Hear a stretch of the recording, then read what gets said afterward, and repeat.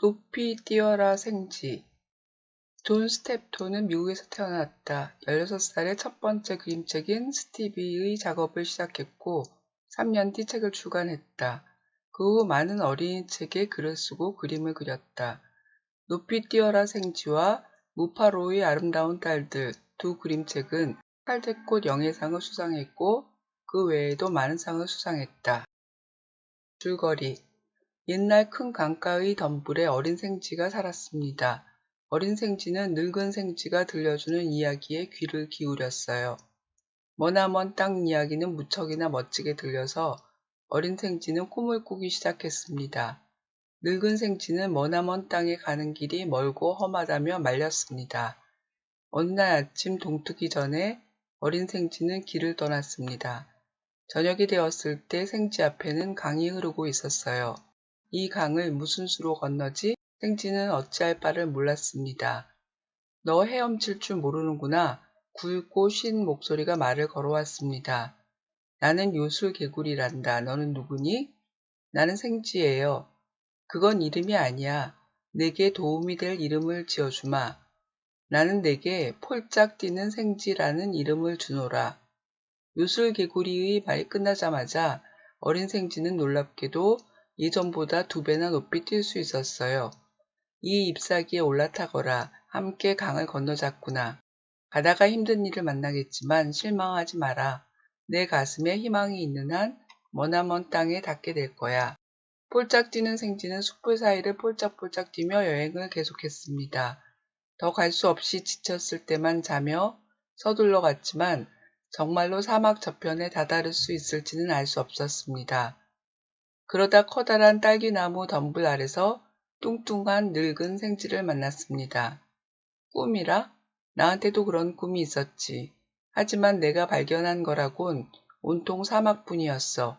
필요한 건 뭐든지 여기 다 있는데 뭐하러 사막을 뛰어 건넌다는 거냐?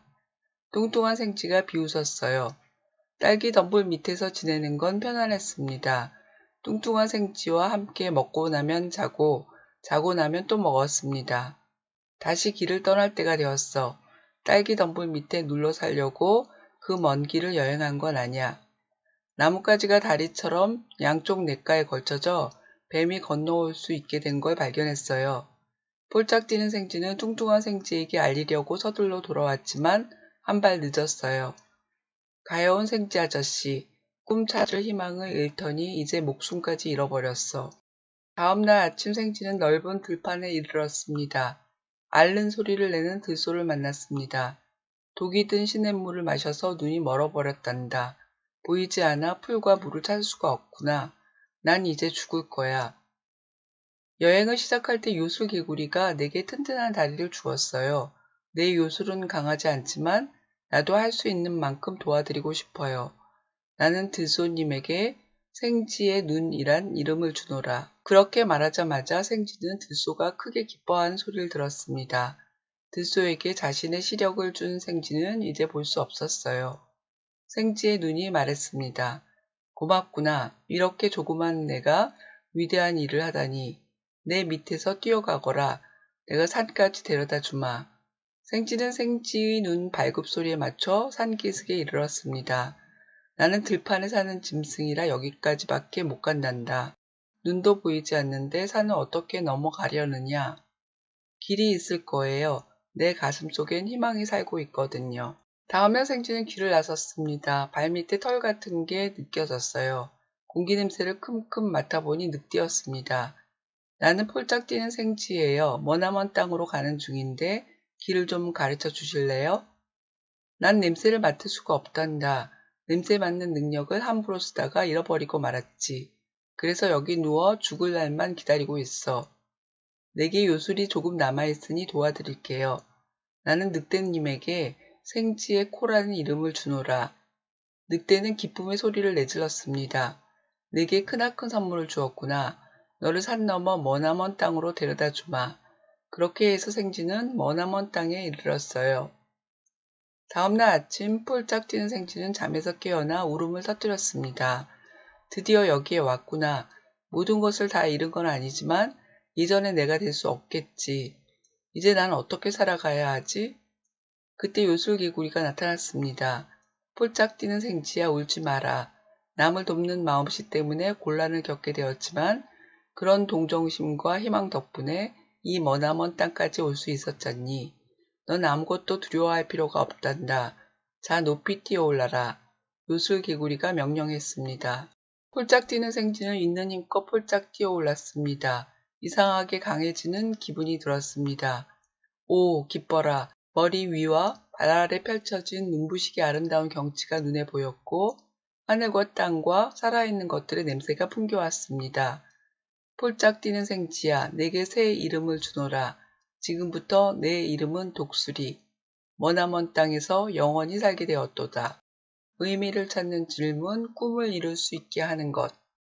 미국 인디언 옛 이야기다. 뚱뚱한 생쥐는 먹이가 충분한 딸기 넝쿨 아래서 먹고 나면 자고, 자고 나면 또 먹었다. 머나먼 땅을 찾아 떠나는 어린 생쥐를 비웃었다. 뚱뚱한 돼지는 뱀이 강물을 절대 넘어올 수 없다고 자신했지만 나뭇가지를 타고 넘어온 뱀에게 목숨을 잃었다. 폴짝 뛰는 생쥐는 머나먼 땅을 찾아가는 것은 필요의 문제가 아니라 해야만 하는 느낌 같은 것이라고 했다. 어린 생쥐는 불쌍한 동물들을 위해 기꺼이 자신의 눈과 코를 내주었다. 자신을 희생하며 다른 이들을 돕는 결단은 어디에서 온 것일까? 그것은 남을 돕는 마음, 길이 있을 거라는 믿음, 그리고 찾아갈 꿈으로부터 시작되었다. 생쥐는 다른 동물들을 도우며 길을 떠났고 자신도 다른 이들로부터 도움을 받으며 머나먼 땅에 도착할 수 있었다. 뚱뚱한 생쥐는 지친 어린 생쥐를 회복하게 도와주었고 들소와 늑대는 안전하게 머나먼 땅으로 안내했다. 요술개구리는 자신을 희생하며 남을 도왔기 때문에 어린 생쥐에게 새로운 이름을 주었다. 지금부터 내 이름은 독수리, 머나먼 땅에서 영원히 살게 되었노라. 크고 높은 꿈을 향해 나아가는 생쥐의 삶에서 중요한 가치가 무엇인지 생각한다. 뚱뚱한 생쥐의 삶을 바라보며 현실에 만족하는 것과 꿈을 찾아 나서는 것을 비교해 본다. 정확히 읽기, 책에 있는 사실을 찾아보세요. 어린 생쥐는 왜 머나먼 땅에 가기로 결심했나요? 폴짝 뛰는 생쥐는 왜 뚱뚱한 생쥐가 가엾다고 했나요? 들소가 생쥐 혼자 어떻게 산을 넘어갈지 걱정하자 생쥐는 무엇이라고 말했나요? 어린 생쥐는 다른 동물들로부터 어떤 도움을 받았나요? 요술개구리는 폴짝 뛰는 생쥐가 머나먼 땅까지 올 수 있었던 것은 무엇 때문이라고 생각했나요?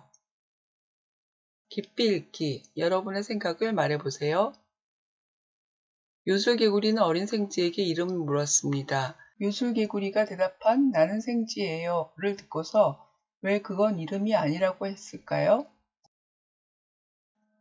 폴짝 뛰는 생쥐는 딸기 덤불 밑에 눌러 살려고 그 먼 길을 여행하는 것은 아니라고 했습니다. 생쥐가 먼 길을 여행하는 이유는 무엇일까요? 들소와 늑대는 생쥐를 데려다 주면서 보지 못하고 냄새를 맡지 못하는 생쥐를 걱정했습니다. 그때마다 생쥐는 길이 있을 거라고 말했습니다. 생쥐의 말은 무슨 뜻인가요? 왜 생쥐는 그렇게 생각할까요? 생쥐가 머나먼 땅에 도착할 수 있었던 이유를 무엇이라고 생각하나요? 꿈을 갖고 사는 것과 그렇지 않은 것은 어떤 차이가 생길까요? 꿈과 다른 이들과의 관계, 그리고 믿음에 대해 생각합니다.